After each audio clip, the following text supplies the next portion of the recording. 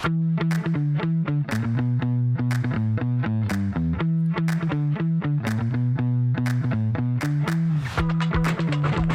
everyone, welcome to another episode of the Engage to Flourish podcast. This is Damon. I got Kyle with me, and we have actually a special guest, someone who responded to our announcement on Sunday that we were looking for more guests. I know. We actually got 3, I think, or 2 for sure, maybe a potential third. So I'm like, wow, we got to do that more often. Yeah, we need to make sure that we're announcing during service to people that we are looking for guests. But someone who responded to the call, actually someone who's relatively new to our church. He's been coming since the middle of September with his family and his brother's family. Welcome to the show for the first time, Richard. Welcome, Richard. I'm glad to be here. We're excited to have you on. So would you like to give us a little bit of an intro, since you are relatively new to our church, help some of our listeners to get to know a little bit about who you are? All right. Been living in Long Beach for, I don't know, most of my life. Mm-hmm. So was always kind of in and out of church a lot. Mm-hmm. So, like coming into your guys' ministry is interesting, because we were kind of always going to the same type of ministry like we've been in for many years. Like I was going to church for like 9 years. Mm-hmm. And I was kind of always in and out of like that ministry. Like I never really like kind of had a good foundation. Mm-hmm. But when I had moved back into Long Beach, like I got, rededicated my life back to Christ. So I started we just started from ground zero. Mm. So I'm about, I'm 44 years old, man. Woo-hoo. Just turned 44 in August. Young guy. Yeah, man. I turned 50 this year, so you're young. So yeah, it's a good, it's a good journey so far. Yeah. It's a good journey, man. There's a lot of you could see God's hand just kind of showing over my life and stuff like that. So it's really interesting. You and your brother both came for the first time, right? And then you brought your families later too? Yeah, so what we had decided to do, because we had left the ministry we were at, and what we decided to do, because we drove around one Sunday, and what we were doing was we were like, dude, we're just going to look for another church. So we went driving around all Long Beach, Lakewood, Bellflower. We were literally stopping in front of churches, looking at their address, looking at the area, and then we were looking at what they their core beliefs. Mm-hmm. Mm-hmm. So what we were doing was that we were just wanting to find a Bible believing church that was gonna, we weren't looking for the exact same thing, but we were looking for God to give us a place where we could grow. Mm-hmm. So in doing that, we just spent a few hours just driving around. I was in my brother's work car. We were just driving around, and because I couldn't drive yet. So he was driving, and, it kind of hurt to be in the car. So we're just driving around, and we went, we actually went to Buena Park. We went to Bellflower, Lakewood, and then we stopped in Long Beach, and we didn't find anything. We were just kind of highlighted a few places that we thought that might be good. Because they had some good core beliefs. But as we were looking through the websites, none of them really put down what their core beliefs were, what they believed in. And we were kind of disappointed, because we were like, dude, doesn't they want to know, people to know what they believe in? Because it's, you're a church, you're a community church, right? So websites do matter, huh? I do. They do. That's good.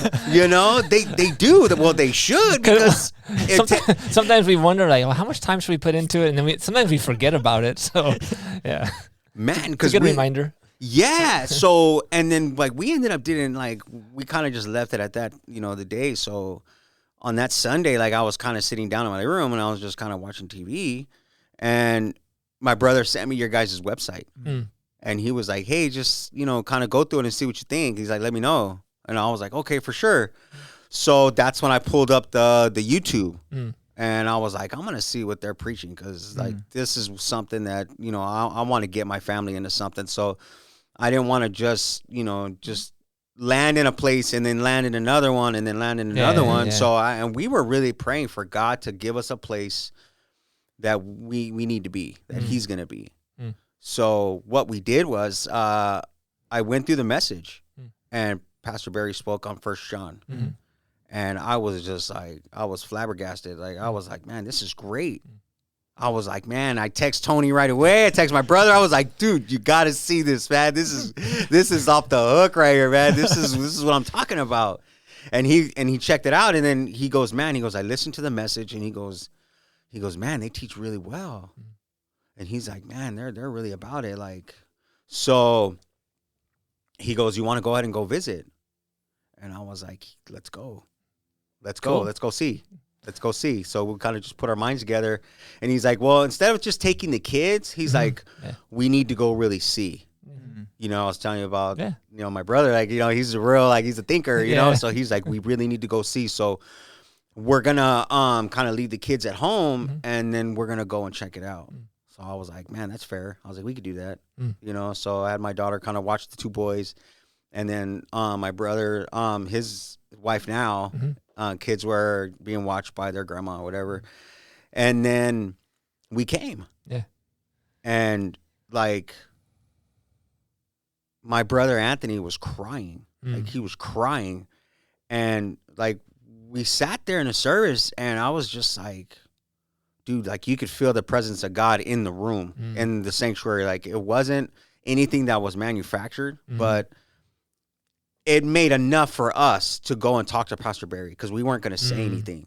Like we just wanted to kind of come, and we were going to stay under the radar.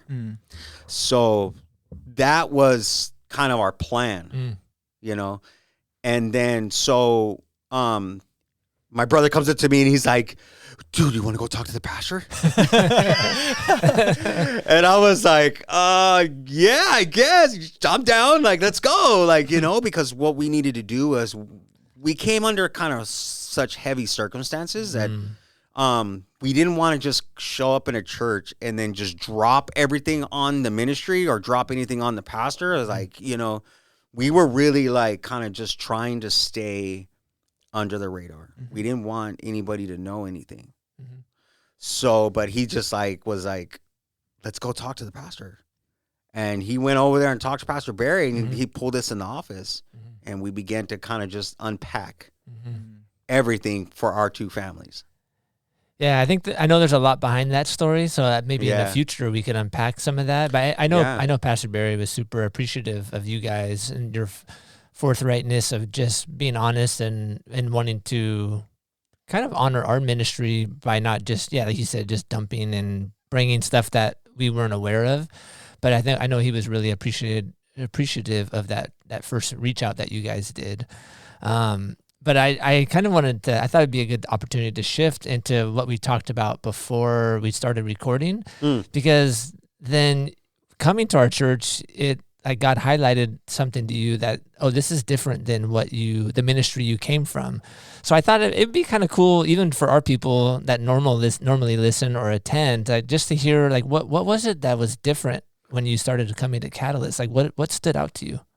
Well, one of the things was, it's the way you guys operate is different.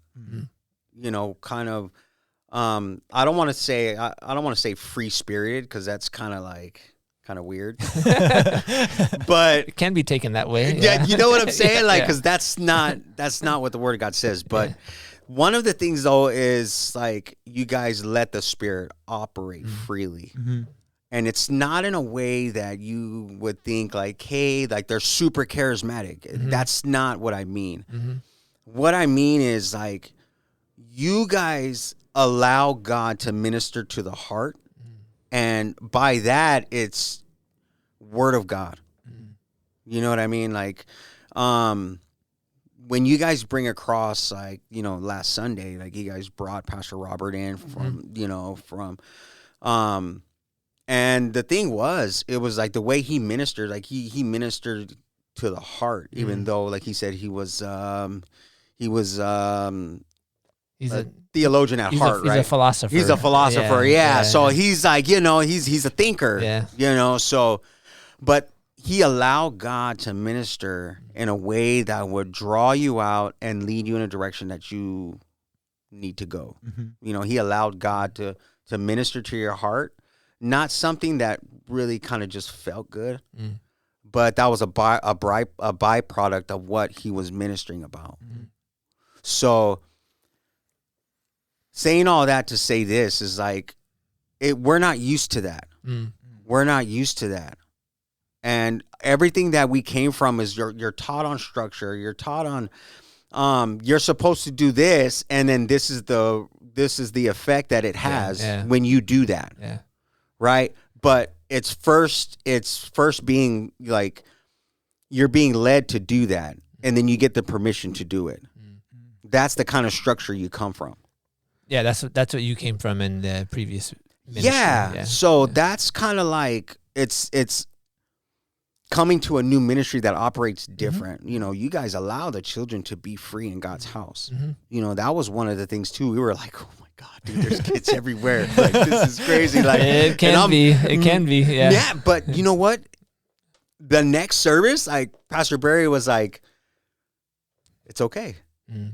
You know, and what he told me, he goes, what do you do when you're at home? I go, I let them run around. Mm. He goes, you're in the Father's house. Mm. He goes, why not? Let them be free in God's house. Mm. And I was like, I was blown away. I was like, man, dude, like, it's okay. Like, I still struggle with it, but, you know, because what we're taught from the ministry we come in, it's like, hey, like, you don't want your children to be a distraction to the other people in service, which is true. That's not a bad thing. Right. But the kids, too, miss out that they're enjoying church. Right. And I think, like, that's where you kind of find out that, like, it's okay to be open. Yeah. Like, it's okay, you know, to operate different. You don't have to do things a certain way because God does not do everything the same way every time. Yeah.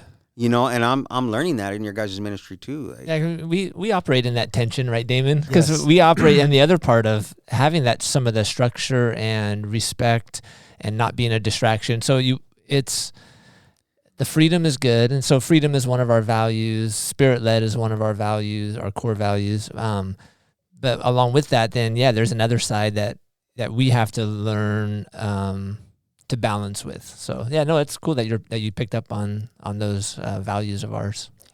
When we were prepping, one of the things that you shared about was that you felt like the Lord was leading you to have an open heart with some of these new things. Can you kind of dive a little bit deeper into that, what that looks like? Yeah, definitely. So one of the things that we're kind of drawing on was, I know I talked about a little bit about the structure and stuff like that, but being like kind of just spirit-led is something kind of like, how should I say, like, we know that that's kind of Christian lingo. Mm-hmm. You know, being, I'm led by the Spirit. I feel this, or I hear this, or this and that, but the way you guys operate in your ministry is kind of like allowing us to realize, like, well, one of the things that you guys are teaching, like, is your identity in Christ, right? Mm-hmm. Like, to us, like, we haven't really, like, been taught that. That's something we would learn at home. Mm-hmm. So what we're doing is, like, we're seeing you guys operate in that. Mm-hmm. You know, it's okay to be different. You keep an open heart.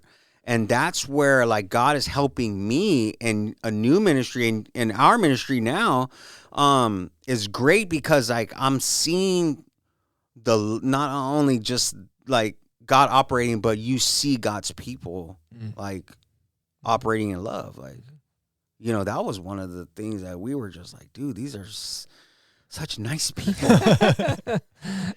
Like, everyone is so nice. Like, you know, they actually took the time out of their Sunday to come and sit down with us and talk to us.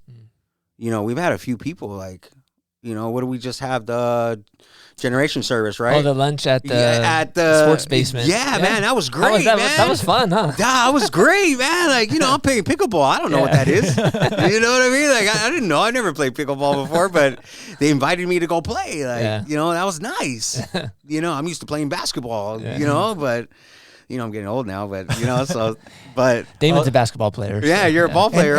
And he has been. There might be some things in the works for a basketball evening something, so keep your eyes and ears peeled for I can't say too much, but some things might be working behind the scenes for a basketball night. Okay, sorry to cut you off. Keep going. No, you're good, man. You're good. So keeping an open heart to where, like, it doesn't have to be a certain direction or a certain way, you know. And I love the fact that Pastor Barry, and I know he could have it that way and it wouldn't be bad, but he's constantly rotating, having, you know, people come in and minister, but he's going along the same series and making sure that, hey, that they're ministering to what God put on his heart, you know. And to me, like, that's awesome, because every single time, like, we've been in 1 John, like, we've actually came out of the service different. And I'm talking about, like, thinking about the questions that are posted, like, you know, thinking about the direction that they're going with the message and stuff like that. So, and we're like, I'm like just blown away. Like, I'm like, dude, like, practical, simple, you know, but God is going to reveal more to you than just what's in front of you. You know, that's just what God does, you know. So that's kind of like, you know, keeping an open heart and you know, in our ministry now, because it's like, it is new, but God's saying, look, it's okay. Like, it's okay. Like, what they're teaching is the word of God. Because I'll go back and I'll listen to it, I'll read it, you know, study, you know what I mean? Like, kind of just, you know, think about what it is for that week that we need to work on. And it's always has just so far it's been right on. So we're excited. Cool. You know, so that's kind of where God has been having me, like, at this point in time, especially, you know, on my heart, especially this week. So it's been really neat, man. I just really, like, can't wait for more. Like, one of the other things that God has been giving to me in my heart is, like, just a hunger for more. Like, more. Because before I was afraid, because you don't know what you're getting into. And I think that's part of what God is doing. Like, he's showing me. Sorry, that was my breakfast. You know, so it's kind of what God is showing me. Like, one, that it's okay, you know, and then he's reestablishing a hunger. You know, so I think, like, that's where it's important. You know, God's like, keep an open heart, you know, and then God's like, I'm going to give this to you because I want you to learn. I want you to continue to grow where you're at, you know. So it's good.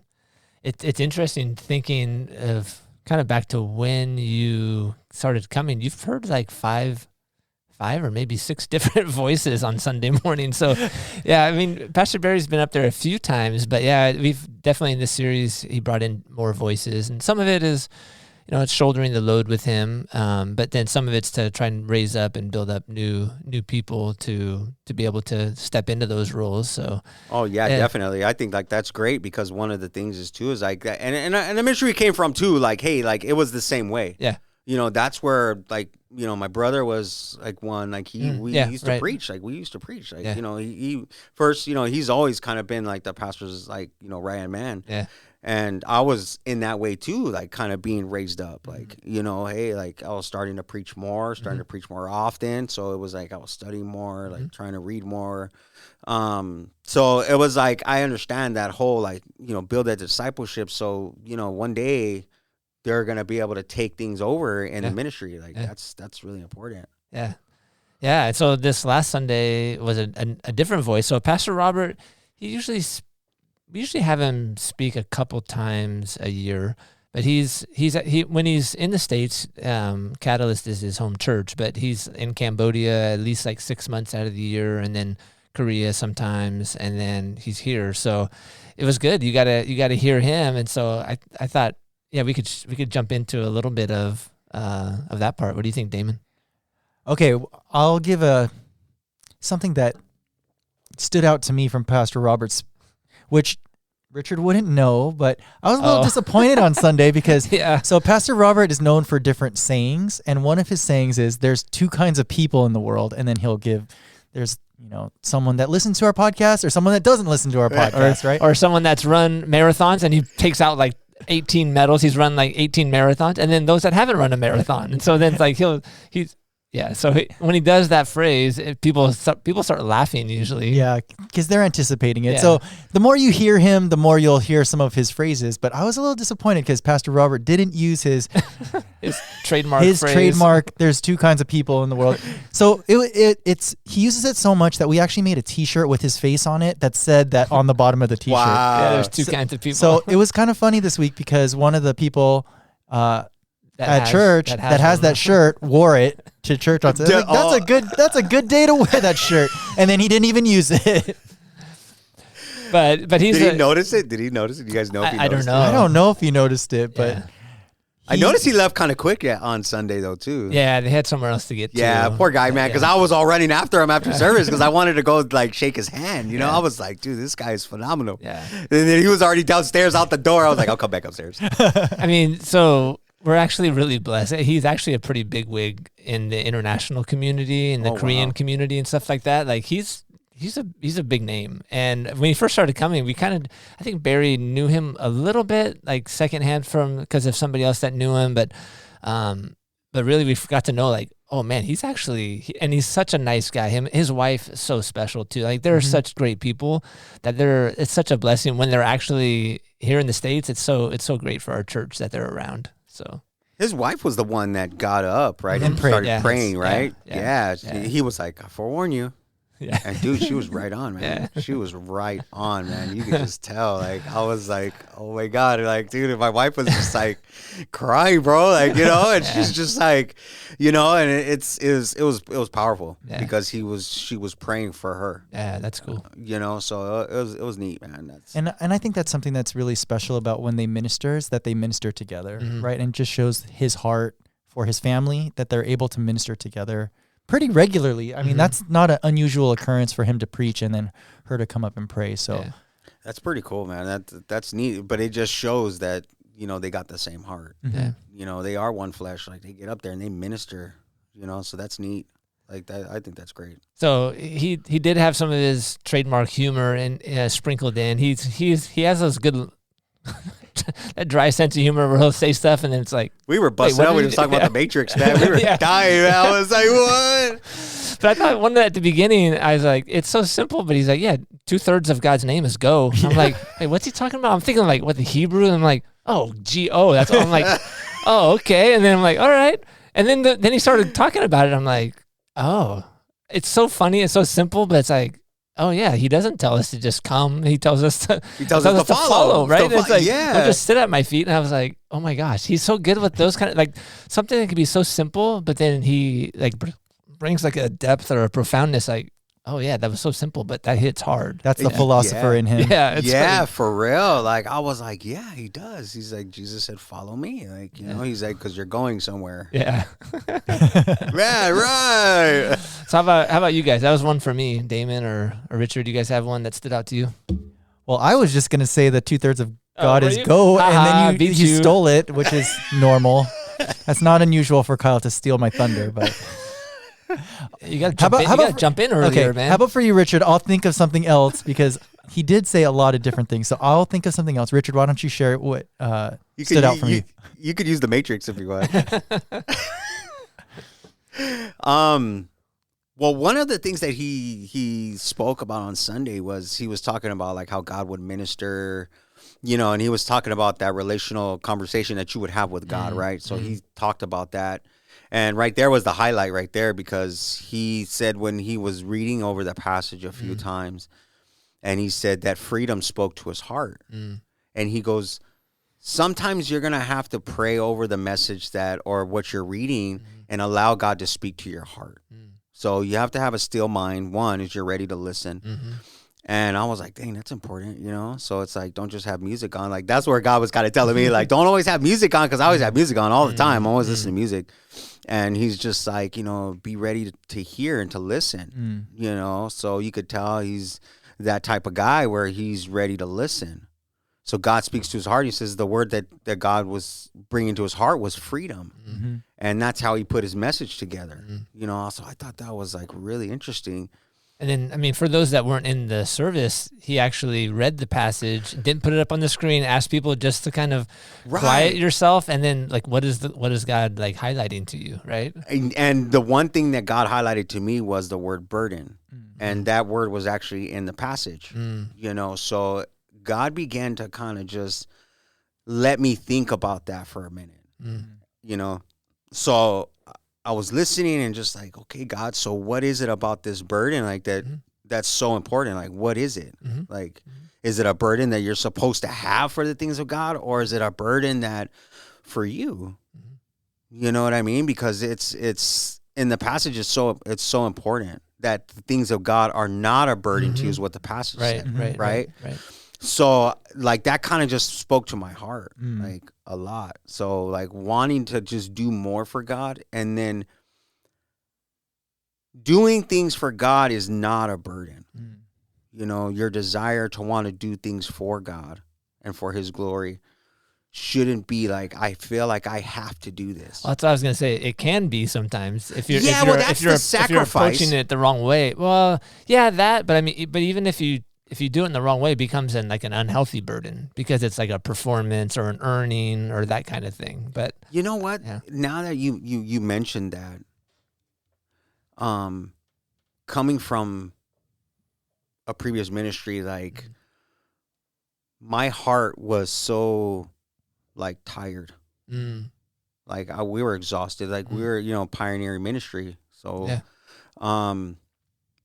like you guys, like in the past, you had to, you know, break down, set up, break down, set up, break down. You know, we were a ministry, like we had this point where we ended, we were in the park. So every Sunday, like we had, you know, Wednesday and Friday at this point, like we were having 3 services at the park. So, you know, you can imagine like it's a lot of work, you know, and then you have your core, you know, you have your core people that are faithful, that are there all the time, you know, that, you know, minister, that, you know, serve the church and, you know, they're there constantly. So like you get tired and you're like, God, am I supposed to want to do this? Like, you know, you get tired, like you do, you know, it's like a job. It's a job on top of a job, you know, because you're working for the Lord. You're making sure God's people are good. But at the same time, like you have to maintain your relationship with God too, you know. So the balance or the unbalance is sometimes you can come into church and it's not a safe haven for you. It became a job. And that's where the burdensome comes from. Gotcha. So that's where church hurt begins.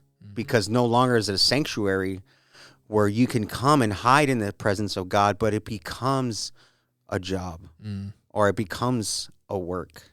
You know, so that's kind of like where you don't want it ever to become that. You should be able to come, or I should be able to come to you and say, brother, can you pray for me? I'm struggling.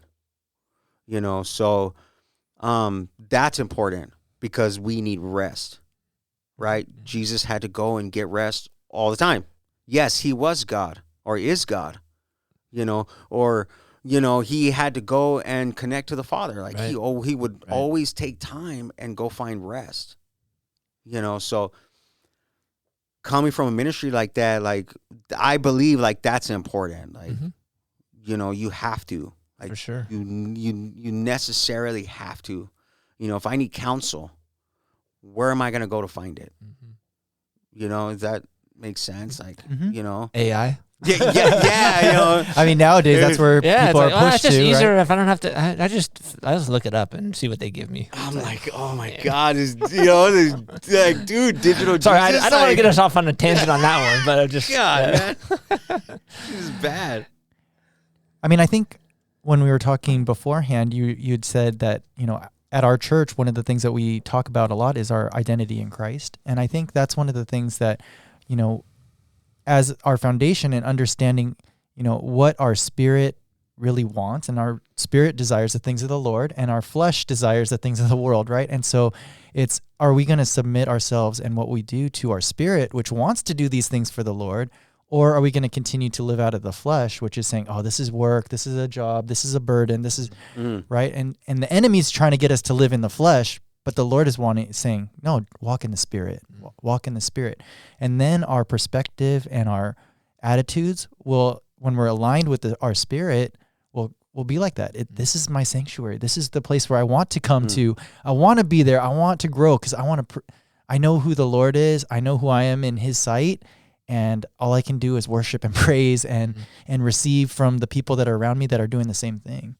Yeah, definitely. I think like that. I think like that part right there is really encouraging. You know, because you see somebody with the same heart.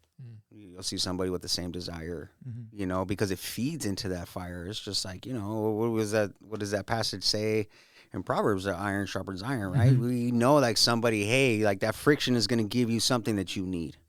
You know, it's a tool and a desire that you want. But on the other side of the spectrum, you're looking and you go, man, dude, like he's on fire. I want that. You know, I want to minister like that.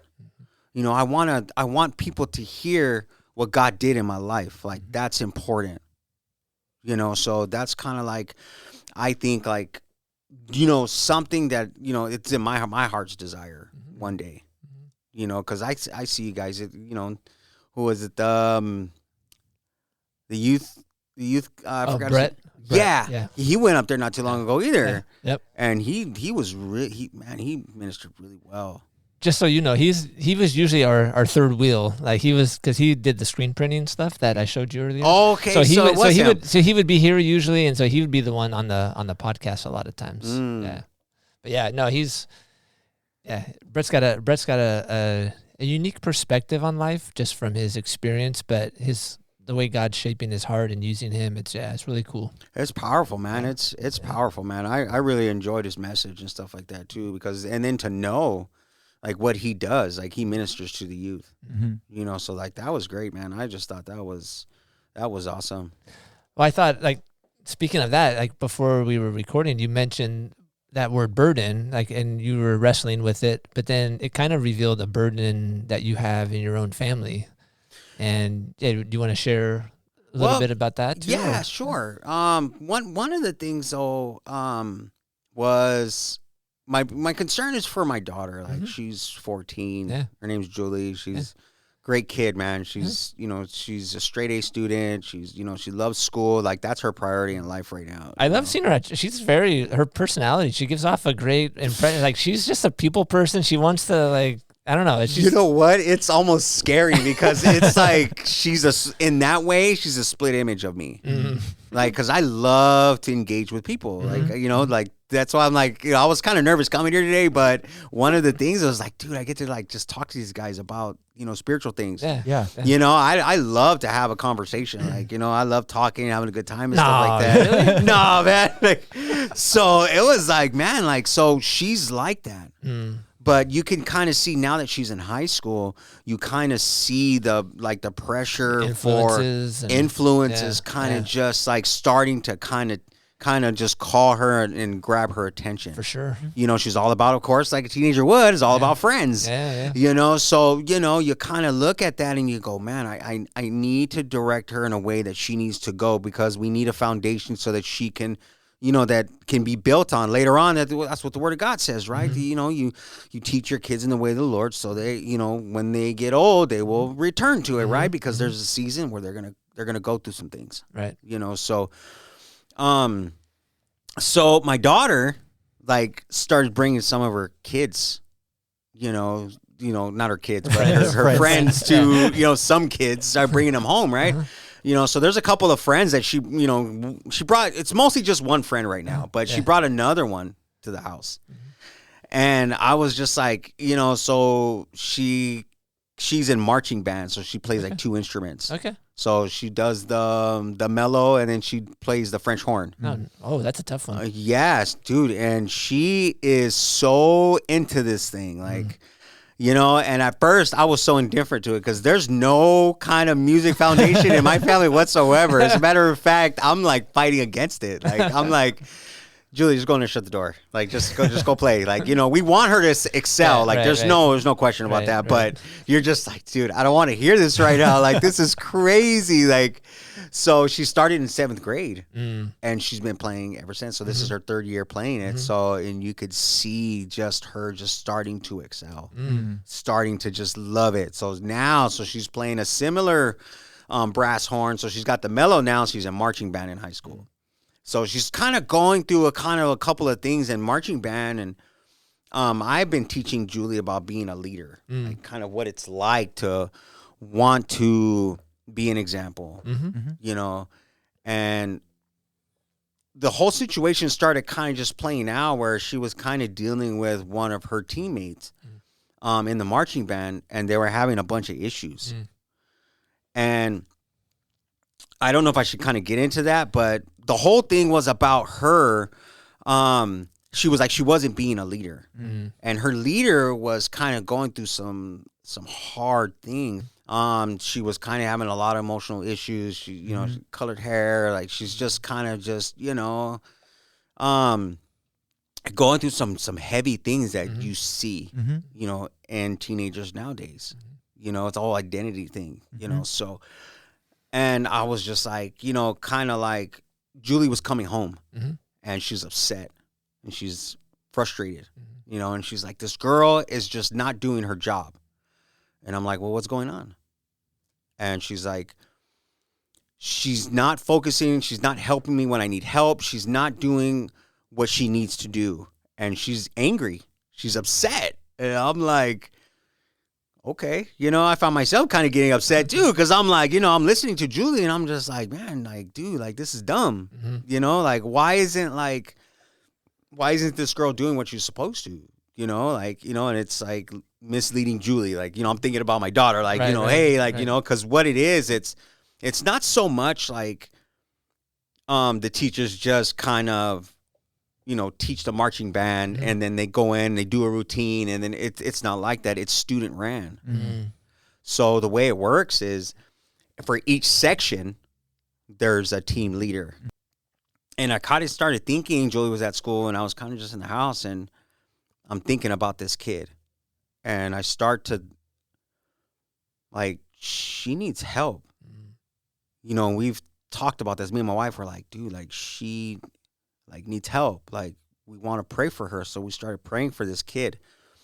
And the thing is, it started kind of setting in motion, like, I want to do like kind of an outreach kind of thing to high school students, because I'm trying to reach my daughter at the same time. Because it's kind of like, how do I go about doing something like this? So she's bringing her friends over and stuff like that. So she's just kind of like, she's been coming.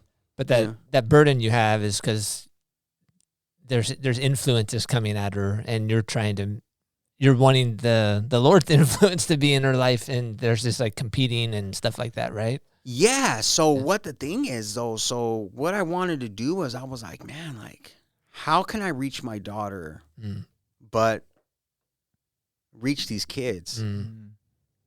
So I kind of came up with an idea. So I was like, why not try to minister to the kids that she brings? If the door's open for a certain one of her friends to come in, then why not, like, while you're eating dinner, talk to them? Yeah. Let her listen to what God is doing for this young lady. Yeah. So like we started, like, we had dinner one night and her friend came over and I was like, hey, like, Julie was telling me that, hey, Julie was telling me your family goes to church, like, and I asked her, like, tell me about that. What is it that you believe? Like, and so she started kind of just elaborating on that, like, oh, I believe in certain things in the Bible. Like, I just kind of feel like there's a standard, and she felt in her heart that she would never measure up. And that's where I kind of just walked through the door. And I was like, man, this is perfect. And I began to minister to her heart through, you're right. That's exactly how it is. We're never going to measure up to God, nor his standard. And I was like, what does the Bible say about Jesus and what he did? And she knew the answer. But I don't think she ever thought of it like that. So I got to minister to the teenager on her level. That's cool. You know, so it was really neat. And she left that day. I go, look, when you go home tonight, I was like, think about it. Think about it. What God had done for you and what it means to you. And ask God to reveal himself to you. And I guarantee you won't never be the same. Because she knew she had a biblical foundation because her mom and her family goes to church. Right. But the thing was, it was just like, I don't think like, you know, unfortunately, like there's no like, there shouldn't be a choice in what we teach our children if you're biblically sound. You know what I'm saying? Like, no, I got a high schooler and a soon-to-be high schooler as well, and so it's a tough one as a parent because you can teach them the right stuff, yet they still have to choose to receive it and own it for themselves, right? And that's for me, I have that burden of, okay, I can't control that. I can't force them. They gotta want it. Yeah, they exactly. Gotta want it. That's exactly the way to put it, and it's tough. So.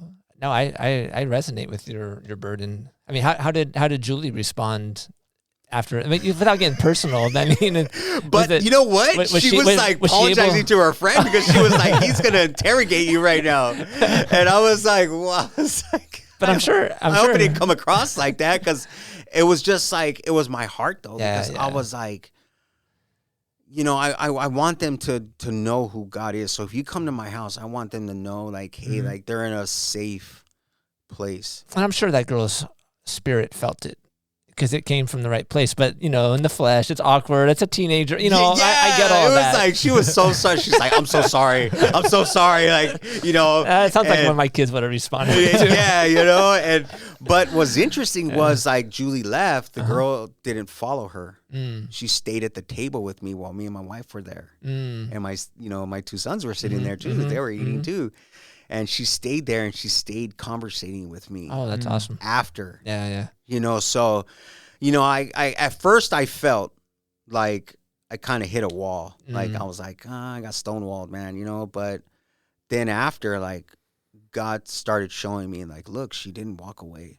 She didn't feel awkward. She felt comfortable enough to stay and keep eating and keep talking. You know, and I even told her, I wasn't like, it's not going to be drawn out. I kind of was telling her, I was like, you know, this is my last question and I'll just like leave you alone. You know, I was like, you could go, like, you know, because we had to take them back to school because they do like college classes, stuff like that too. So, you know, like they had to go back or it was banned or something like that. So, so kind of like that burden was kind of just wanting to see like kids get ministered to. Like, you know, more and more nowadays you see teenagers are getting like worse. You know, I don't know how it was when you guys were in school, but when I was in school, it was like, you know, I was supposed to be a 2000. I'm the same age as you, so like, I don't know. Like, so, I was supposed to graduate in 2000, so I mean, we were like, hey, dude, I'm 93, so. So I don't know. I mean, I felt in a lot of times that, you know, kids had a different mindset. Oh yeah, times have changed a lot for sure. Man, like, you know, like we thought different. We thought more grown up when we were younger, as far as I'm concerned. You know, at least that's the way it was when I was in school. Like, I think so, and I think it's. I don't want to get too much onto that tangent, but yeah, there's benefits, and some of that pressure maybe came across too hard and too strong. But now I think they don't have enough of it where they're maturing and growing up and becoming healthy adults soon enough, and it's kind of getting delayed into their 20s and 30s. And I'm like, that's not good either. No, it's not. I believe like a lot of stuff is misogynistic. You know, I kind of feel like that, and you know, not to go off, but you know, I always tell my daughter, I was like, hey, if you're going to speak to a therapist, like you better get something out of it. You know, and a lot of that in school too is like they're injecting a lot of that into school, like, you know, hey, you got this, you know. I forget what it's called. It's called something. I don't know. It's supposed to be like therapeutic or something for, you know, young people, which is not totally bad. But if there's no direction in it, of course, then it's just, you're just massaging feelings, and then you're like, have a good day, you know, and then they're coming back again with the same problem. So you're not teaching them how to deal with it, you know, and I think like that's important. Especially from a biblical background too. So Yeah. There's certain tools that they could be helpful, but then they actually could be very worldly based. And then it's like, well, man, it's helping them on one level, but probably hurting them on another level. Yeah, probably more likely in the long run, though. Yeah. It's really what it is because it's not rooted in anything. Yeah. Yeah, your story about your daughter's friend actually brought to mind something that was highlighted to me from Pastor Robert's sermon. Was he was talking about how in our language, like knowledge is very functional, right? And so he talks about it. Knowledge is information gathering, right? But then in the biblical sense, that's not what knowledge is. Knowledge is more experiential. There's a lot more depth to what knowledge is, right? It's not just knowing with our mind, but there's an experiential side. There's a just more to what knowledge is. And so like with your daughter's friend, right? She knew the right things in her head, but she hadn't experienced them. So there was some sort of disconnect, right? Which is hindering her from really experiencing what God has for her. And so that was one of the things that I felt like was highlighted to me from Pastor Robert's message. And I actually heard it I was listening to something when I was driving over to the Freedom Center this morning, and the person was talking about the same thing. They said, information gathering is not transformational, right? And so as a church, as people that are trying to lead others, if we're just trying to give them information, that's not going to transform their life, right? It's going to help. It's not going to hurt to give them more information, but we need to lead them to a fuller knowledge and not just information. What did he call it? He called it intimacy. Mm-hmm. So he said, what he was saying. He said the word was yada, right? Yada, yeah. Yeah, so, that was great, man. Right. So this intimate relationship with the Lord, not just a knowing about him, but this intimate relationship and experience of his presence and walking with him and being with him and being his child, that's what's actually going to transform us. Right. And so that's one of the things that I feel like is at the heart of our church is we're not just trying to tell you the right things, right? We're not just trying to give people the right information, which we do want that, but there's so much more to it than just that.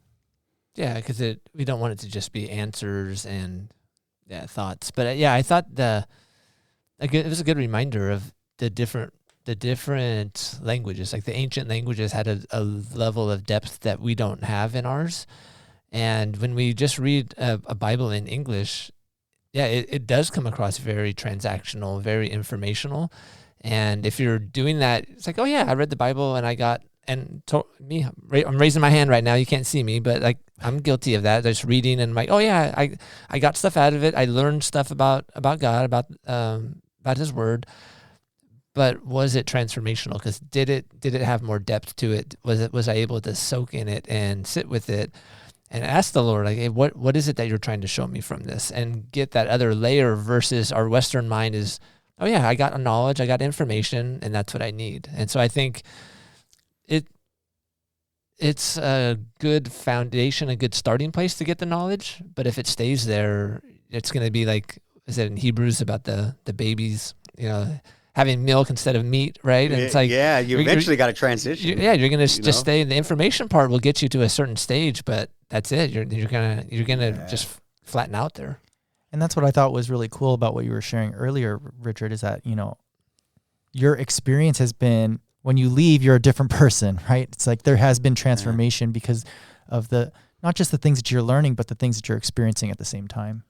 Yeah, there's a lot. It's a lot. It is a lot, but it's wonderful because it's like God's showing me that it's okay. Mm. He's showing me that it's okay. Like, I'm kind of like, I'm ready to dive in, like, you know what I mean? Like 2 hands and 2 feet. Like, I don't know how my brother feels, but it's like, I'm so excited. Like, for the first time in like years, like, I'm excited to come to God's house. I'm excited to receive what God has for me. I'm excited to come and hear what God has. Like, I want to go be with them. Like, to me, like, that's like, man, like, I haven't like really wanted to do that in some time.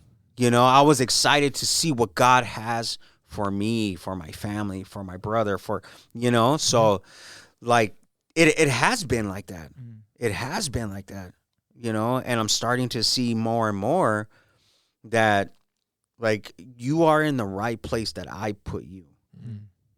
you didn't find it. I gave it to you. Mm-hmm. You know, yeah, that's cool. So, like, and I'm like, the more I look at it, and I go home and I look at my family, and there's, peace in my home. Mm-hmm. It's interesting because, like, we just moved to a new place, right after, like, starting to come to Catalyst, like, we got a new place. My mom, like, my brother got married, so, like, everything's so brand new. It's just like I was telling my mom the other day when she was here during the wedding. It wasn't so much the other day, but the last time she was here, she lives all the way up north, like towards Stockton, like in Stockton, a little bit past Stockton. But she lives all the way up there. She came down for the wedding and stuff like that when my brother got married. So, and she's like, you got a whole new life. She's like, man, God just kind of just been pouring it out on you all. And I'm like, yeah. I'm like, it's neat, huh? And like, I got to just tell my mom that, you get to see what God is doing in my life. She even got to come to service with us. Yeah, I saw her that Sunday. Yeah, so like, and for us to see her, like, my mom, like, gave her life back to Christ too. So, like, that's another part, like, for her to be in her right mind, for her to come and see what God is doing. So it's really neat to where God is starting to, kind of just mold and shape and just, like, kind of just be with us during this whole time. Like, we've kind of been going through things. So it's really neat. It's cool. I wasn't the one that said neat, Kyle. So that's another running joke that we have. We can tell you off air because people have heard it a number of times. So. That's good. Like, I know we'll have you back on because this is good, and there's a lot more we could do. I do at some point in the future. I want to hear your thoughts on the person that you heard after Pastor Barry spoke. The first person you heard outside of his voice. I think he's talking about Kyle. Himself. He's talking about himself. In my head, it was going to come across a lot more funny, and then I'm like, that came out really flat. Oh, the just do it kind of guy. I remember. I'm telling you, man. Dude, you have a good memory. Man, God is like, I'm telling you, God's talking to me, man. Like, he's not messing around. I'm telling you, I remember almost everything, like, and it's almost like, because I'm used to always taking notes all the time. I have my Bible, like, I'm really kind of just hands-on, like, because I'm a visual learner, so I'm like always kind of just, trying to engage and stuff like that. But it's like lately it's just been like kind of zoomed in, like I forget about, taking notes, because now I'll just kind of just pull out my phone and I'll put it on, I'll put it on Do Not Disturb, and then I'll go into my notes and I'll just start writing key things down, and just trying to stay, focused rather than, just taking notes and then going back and reading, so it's like God is really speaking to my heart. So I like something really simple you just said. Put on Do Not Disturb.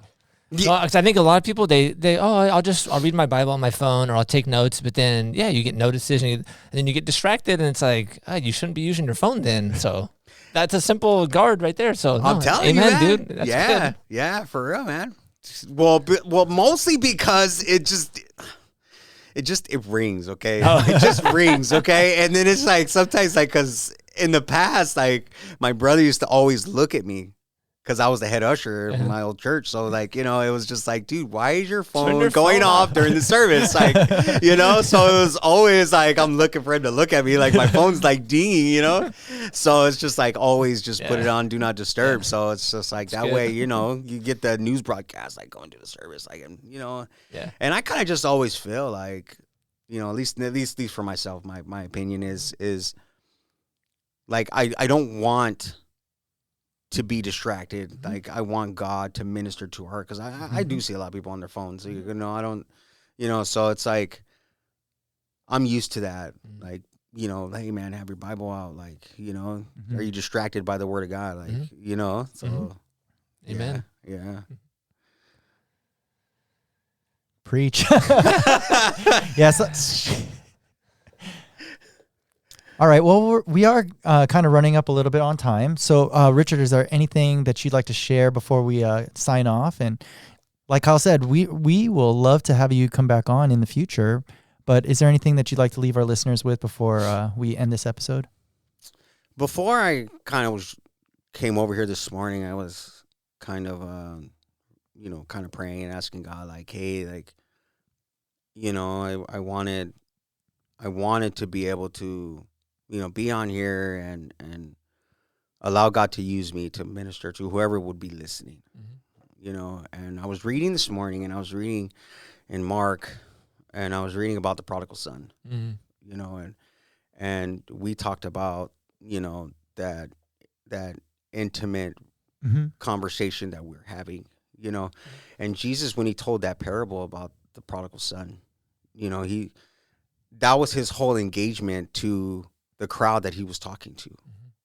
And he talked about this man who, he went to his dad and he wanted his inheritance, right? And he takes off, right? He goes to a faraway land and he begins to, squander all his, all his money. Like, he did what any young person would do. It was like, I got money and I'm going to go spend it. That's what he wanted to do. He wanted to be independent, Well, enjoy life, right? Yeah. He did exactly that, but he didn't account for the one thing that we as young people never really do.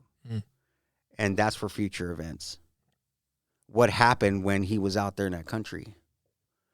A famine hit the land, right? So if anybody would be listening today, I would want them to think about the things that we don't normally think about, future events. And what account does God play in that? Because yes, we can be consumed by entertainment. Yes, we can be consumed by whatever's in front of us. But that's the problem, is that Christ came and died for us so that him can take care of all of those things without worry. And yes, he came into being to one. And he found himself thinking about coming to his right mind. And he says, I'm going to go back to my father's house. And he says, I'm not even worthy to be his son, but I'm going to be a servant. He says, I'm going to work in my dad's house just so they have more food that they can spare the servants, right? They're not even equal to who he is, right? And we know we could get all into the whole like salvation and we could get into all that, but somebody who doesn't have a relationship with God, this is the heart that God has for us, is God says, I want you to call on me. And when you do that, I'm going to answer you. Every time in my life that I have called upon God, he has answered me. When I was looking for a church, he answered me and he gave me a place to land. No matter what has happened in my life, like God has never disappointed me. I never said, I wish that God didn't do that. I never said that. Did I feel like that sometimes? Maybe. I was like, man, this is not feeling good. But the outcome was so much more different than what we think. So if I would minister to anybody and tell them like, hey, like give God a chance to do that in your life. Those circumstances that you might be in right now at this moment, it's only a moment. Call on God, and I guarantee you, he will answer you. God didn't go, well, what are you involved with right now? I think we can wait before you can come to your father's house. No, he was like, come. He's like, I'm going to go. And he went. Yes, the need was great. Not saying that no need is great. But yours, the one that's listening, your need is great. Right now, at this moment, your need is great. So what I would say to you is call on God. And he hears those answers of repentance and of prayer. Ask him, and he will answer. Yep. Yeah, and that prodigal son, like he waited until he couldn't wait any longer. He could have repented a lot earlier and not had to go through all of that too. So you know what? That's a good point. Yeah. Oh yeah, definitely. And that's that intimate reaction. That God has with us, because what is the Father? He's the Father. He's God's character. It didn't matter what he did. He was so happy that he was home. Yep.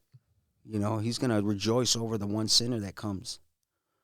You know, and that's God's heart. Yep. So that's what I would have to say, man. Anyway. Awesome.